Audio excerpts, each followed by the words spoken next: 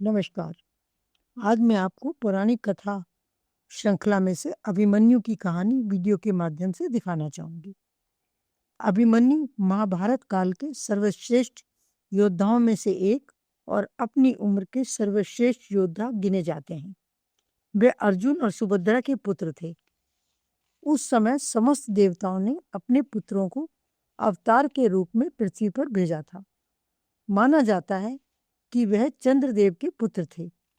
चंद्रदेव ने कहा था कि वह अपने पुत्र का वियोग 16 वर्ष से अधिक नहीं सहन कर सकते, इसलिए उन्हें उतनी ही उम्र दी जाए। उनका विवाह 15 वर्ष की आयु में विराट नरेश की पुत्री उत्तरा के साथ हुआ था। कुछ सूत्रों के मुताबिक बलराम की पुत्री वत्सला भी उनकी पत्नी थी। अभिमन्यु का बाल्यकाल अपने ननिहाल द्वारका में ही बीता था। श्री कृष्ण और बलराम उनके गुरु थे, जो उनके मामा भी थे।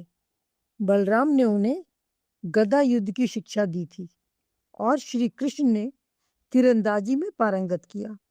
भगवान शिव से प्राप्त किया हुआ रौद्र धनुष बलराम ने उन्हें दिया था। उन्हें द्वंद्व युद्ध में हराना असंभव माना जाता था।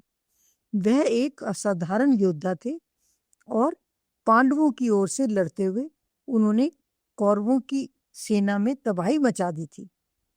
उनके जैसी ख्याति महाभारत के किसी अन्य योद्धा को नहीं मिली।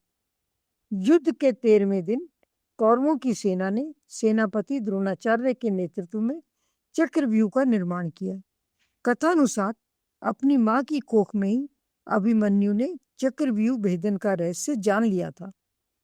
बाद में सुभद्रा के निद्रामग्न होने से वह उससे बाहर आने की विधि नहीं सुन पाए थे। युद्ध के समय उन्होंने कौरवों की चुनौती स्वीकार की और चक्रव्यूह के 7 में से 6 द्वार भेद दिए थे। पांडवों के अन्य योद्धाओं को जयद्रथ ने चक्रव्यूह में आने से रोक दिया था, लेकिन अभिमन्यु अकेले ही अंदर घुसते चले आए। अंदर जाते हुए उन्होंने दुर्योधन के पुत्र लक्ष्मण का वध किया। व्यूह के अंतिम चरण में कौरवों के सभी महारथियों ने युद्ध के सही मापदंडों को भुलाकर उस बालक को घेर लिया। उसके रौद्र धनुष के आगे कोई भी योद्धा जैसे कर्ण, द्रोणाचार्य इत्यादि नहीं टिक सकते थे। कर्ण ने छल से रौद्र धनुष काट डाला। द्रोणाचार्य ने उसके रथ पर प्रहार कर दिया और उसके घोड़े को मार दिया।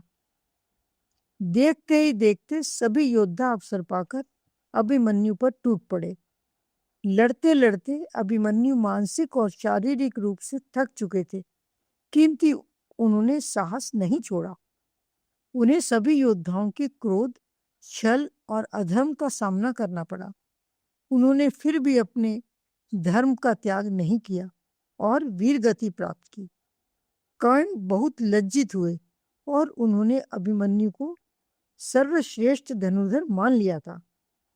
द्वापर युग में सबसे कम उम्र में संतान प्राप्त करने वाले अभिमन्यु इकलौते इंसान थे और उनके पुत्र परीक्षित कुरु वंश के इकलौते वारिस थे। अभिमन्यु के चरित्र का प्रतीक INS अभिमन्यु नाम का एक बेस 1974 में स्थापित किया गया था। यह भारतीय नौसेना का युद्धपोत है जो देश की समुद्री रक्षा में महत्वपूर्ण भूमिका निभाता है। अगर आपको यह वीडियो पसंद आया है तो आप मेरी चैनल सब्सक्राइब करें और कमेंट बॉक्स में कमेंट लिखें। धन्यवाद।